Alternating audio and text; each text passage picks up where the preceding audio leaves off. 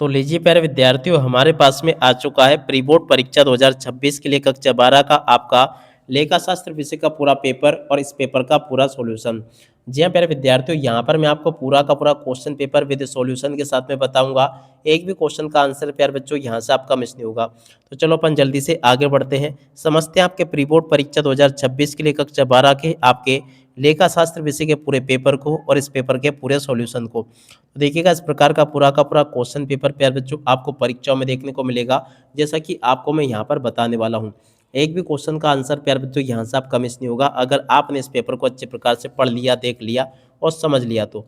अब चलो अपन एक एक करके सभी के सभी क्वेश्चन और उन क्वेश्चन के उत्तरों को पढ़ते हैं। तो देखिएगा प्यारे विद्यार्थियों, यहाँ से आपके पेपर की शुरुआत होती है।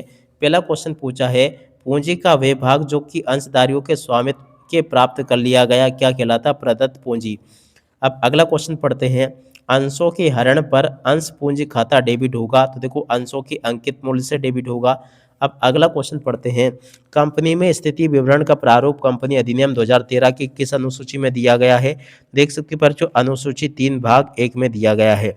और अब अगला क्वेश्चन पढ़ते हैं, अनुसूचित देखो औसत वसूली का संबंध किससे है? तो देखो पर जो शुद्ध उधार बिक्री से है। इस क्वेश्चन का राइट आंसर आपका यह आ जाएगा। और अब अगला क्वेश्चन पढ़ते हैं, बेचे गए माल की लागत 20,000 है, वह स्टॉक कितने हैं? 8,000। तो स्कंद आवर्त अनुपात होगा, देखो बच्चों 2.5 गुना। इस क्वेश्चन का उत्तर आ जाएगा। और अब अगला क्वेश्चन अपन पढ़ते हैं, रोकड़ प्रवाह विवरण संबंधित है, देखो बच्चों AS3 इस क्वेश्चन का उत्तर होगा, जो कि मैंने आपको बताया। अब इसके बाद में चलो अपन आगे बढ़ते हैं, आगे क्वेश्चन के उत्तर को देखते हैं ताकि आपको पूरा का पूरा समझ में आ सके। रिक्त स्थानों की पूर्ति प्यार बच्चों आपको यहाँ से पूरी कर लेनी है।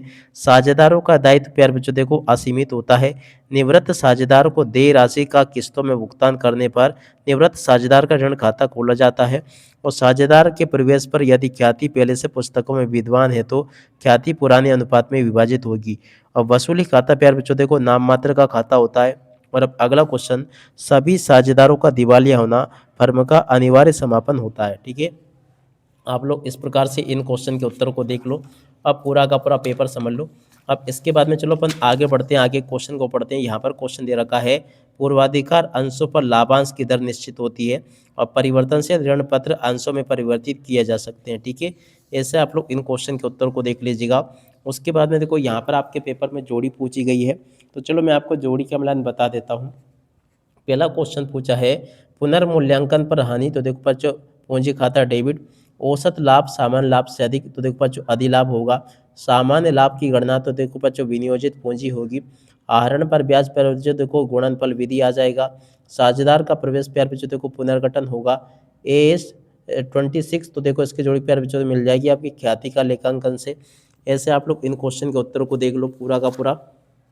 उसके बाद में देखो अब आगे आपके पेपर में परीक्षा में क्वेश्चन इस प्रकार से पूछे जाएंगे, साझेदारी व्यवसाय का उद्देश्य वैधानिक होना चाहिए, बिल्कुल सत्य होगा। नए साझेदार के प्रवेश पर उसके द्वारा पूंजी लगाना लाना अनिवार्य, असत्य होगा। और अब अगला क्वेश्चन पढ़ते हैं, ऋण पत्र अल्पकालीन प्रकृति के होते हैं, असत्य होगा। ऋण पत्रधारी कंपनी के वास्तविक स्वामी होते हैं, असत्य होगा। फर्नीचर की बिक्री एक विनियोग क्रिया, ये भी आपका सत्य होगा। गैर चालू संपत्तियां कंपनी की दीर्घकालीन विनियोग है, ये भी आपका प्यार बच्चों सत्य होगा। ठीक है, इस प्रकार से प्यारे विद्यार्थियों आप लोग यहाँ से इन क्वेश्चन के उत्तर को पढ़ लें और पूरा का पूरा इसको समझ लें। अब चलो इसके बाद में अपन आगे बढ़ते हैं, आगे क्वेश्चन को पढ़ते हैं। तो देखो यहाँ पर आपके पेपर में परीक्षा में क्वेश्चन इस प्रकार से आपको देखने को मिलेंगे, साझेदारों के मध्य लिखित समझौते को क्या कहते हैं? देखो प्यारे बच्चों, उसको कहते हैं साझेदारी संलेख। और स्थायी पूंजी पद्धति में पूंजी खाता सदैव कौन सा शेष प्रदर्शित करता है? देखो बच्चों जमा शेष प्रदर्शित करता है। साझेदारी संलेख के अभाव में साझेदारों के मध्य लाभ हानि का विभाजन किस अनुपात में किया जाता है? तो देखो प्यारे बच्चों, इस क्वेश्चन का राइट आंसर आपका आ जाएगा समान अनुपात में। और अब अगला क्वेश्चन, कंपनी के नाम को अनुमोदित कौन करता है? देखो बच्चों कंपनी रजिस्ट्रार करता है। और इसके बाद में जो 5वें नंबर का क्वेश्चन पूछा गया, इसका राइट आंसर आपका आ जाएगा समता एवं देयता। और अब अगला क्वेश्चन, वित्तीय विवरण बनाना किस प्रकार की आवश्यकता? देखो बच्चों अनिवार्य आवश्यकता है। कंपनियों के संचालन परिणाम एवं वित्तीय स्थिति को कौन सा विवरण प्रदर्शित करता है? देखो बच्चों आय विवरण एवं तुलना पत्र इसको प्रदर्शित करता है। अब इसके बाद में जो आगे क्वेश्चन पूछे, चलो मैं आपको इन क्वेश्चन के उत्तर बताता हूँ। प्रश्न नंबर 6 प्यार बच्चों जो दे रखा है, इस क्वेश्चन के उत्तर को यहाँ से देख कर लिख दो, ये लिखा है। प्रश्न नंबर 7 का उत्तर प्यार बच्चों यहाँ से देख कर लिख दीजिएगा, ये भी मैंने आपको बता दिया। 7 के बाद में देखो प्रश्न नंबर 8 जो आपके पेपर के लिए दे रखा है। चलो मैं आपको बताता हूँ। ये प्यारे बच्चों देखो प्रश्न नंबर 8 पूछा है, 9 पूछा है। तो यहाँ से आप लोग प्रश्न नंबर 8 के उत्तर को देख लो। ये पूछा गया, आपको मैंने बता दिया। 8 के बाद में देखो प्रश्न नंबर 9 का उत्तर ये पूछा है। 9 के बाद में देखो प्रश्न नंबर 10 का उत्तर प्यारे बच्चों ये दे रखा है, इसको भी पढ़ लें आप लोग और पूरा का पूरा इसको समझ लेना। 10 के बाद में देखो 11वें क्वेश्चन का उत्तर ये लिखा है, इसको भी देख लें आप लोग। और 11 के बाद में चलो अपन आगे बढ़ते हैं, आगे क्वेश्चन के उत्तरों को पढ़ते हैं। देख सकते हो प्रश्न नंबर 12 का उत्तर प्यारे बच्चों ये दे रखा है, इसको भी पढ़ लीजिएगा आप लोग। अब 12 तक के क्वेश्चन के उत्तर प्यारे बच्चों आपको मैंने बता दिए। 12 के बाद में चलो अपन आगे बढ़ते हैं, आगे क्वेश्चन पढ़ते हैं। देख सकते हो प्रश्न नंबर 12 ये पूछा, 13 ये पूछा, 14, 15, 16 इस प्रकार से आपको क्वेश्चन दे रखे हैं ये। तो चलो मैं आपको इन क्वेश्चन के उत्तर बता देता हूँ। प्रश्न नंबर 13 का उत्तर प्यारे बच्चों ये पूछा गया है और 13 के बाद में देखो 14वें क्वेश्चन का उत्तर ये पूछा है। 15वें क्वेश्चन का उत्तर प्यारे बच्चों ये पूछा गया है। प्रश्न नंबर 16 का उत्तर प्यारे बच्चों ये पूछा गया है। आप लोग इसके उत्तर को भी देख ले, ये लिखा है। 16 के बाद में जो अथवा वाला क्वेश्चन है उस क्वेश्चन के उत्तर को यहाँ से पढ़ लेना, ये भी मैंने आपको बता दिया। और इसके बाद में चलो अपन आगे बढ़ते हैं, आगे क्वेश्चन के उत्तर को पढ़ते हैं। प्रश्न नंबर 16 ये दे रखा है। 16 के बाद में देखो 17वां क्वेश्चन ये पूछा, 18वां क्वेश्चन ये पूछा है। देखो 17वें क्वेश्चन के उत्तर को यहाँ से देख लीजिएगा और उसके बाद में देखो 18वें क्वेश्चन के उत्तर को यहाँ से देख कर लिख दो, ये मैंने बता दिया आपको पूरा का पूरा। 19वें क्वेश्चन के उत्तर को प्यारे बच्चों यहाँ से देख लीजिएगा, ये भी प्यारे विद्यार्थियों आपको मैं पूरा का पूरा उत्तर बता चुका हूँ। उसके बाद में देखो प्रश्न नंबर 20 जो पूछा ना, 20वें क्वेश्चन के उत्तर को यहाँ से देख कर लिख दो। यहाँ पर मैंने आपको पूरा का पूरा प्रश्न नंबर 20 का उत्तर बता दिया। 20 के बाद में देखो 21वें क्वेश्चन का उत्तर को प्यारे बच्चों यहाँ से देख कर लिख दो। ये लिखा आपके प्रश्न नंबर 21 का पूरा उत्तर, जो कि प्यारे बच्चों आपको मैं बता चुका हूँ। 21 के बाद में देखो 22वें क्वेश्चन के उत्तर को प्यारे बच्चों यहाँ से देख कर लिख दो। ये प्यारे विद्यार्थियों पूरा का पूरा उत्तर मैं आपको बता चुका हूँ। इस प्रकार से आप लोग इन क्वेश्चन के उत्तर को देख लो और पूरा का पूरा इसको समझ लेना। प्रश्न नंबर 23 का उत्तर प्यारे बच्चों आपको मैंने बता दिया, तो आप लोग प्रश्न नंबर 23 के उत्तर को पूरा का पूरा देख लेना और पूरा अच्छे प्रकार से समझ लेना।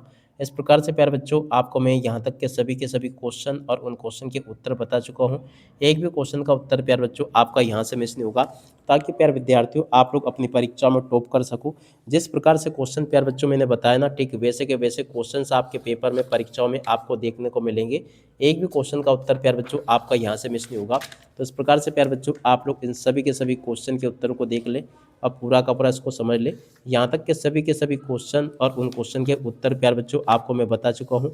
एक भी क्वेश्चन का उत्तर प्यारे बच्चों आपका यहाँ से मिस नहीं होगा। तो आप सब लोग पूरा का पूरा पेपर देख ले और अच्छे प्रकार से इस पेपर को हल करके जाना, ताकि प्यारे विद्यार्थियों आपने पूरा का पूरा पेपर जैसा मैंने बताया ना, ठीक वैसे के वैसे क्वेश्चंस आपके पेपर में परीक्षाओं में आपको देखने को मिलेंगे। एक भी क्वेश्चन का उत्तर प्यारे बच्चों आपका यहाँ से मिस नहीं होगा। उम्मीद करता हूँ कि यहाँ तक का पूरा पेपर और इस पेपर का सॉल्यूशन प्यारे बच्चों आपको अच्छी प्रकार से समझ में आ गया होगा। एक भी क्वेश्चन का आंसर प्यारे बच्चों आपका यहाँ से मिस नहीं होगा। अब इसी के साथ में प्यारे विद्यार्थियों देखिएगा, इस वीडियो को यहीं पर पूरा करते हैं। नमस्कार, जय हिंद, जय भारत।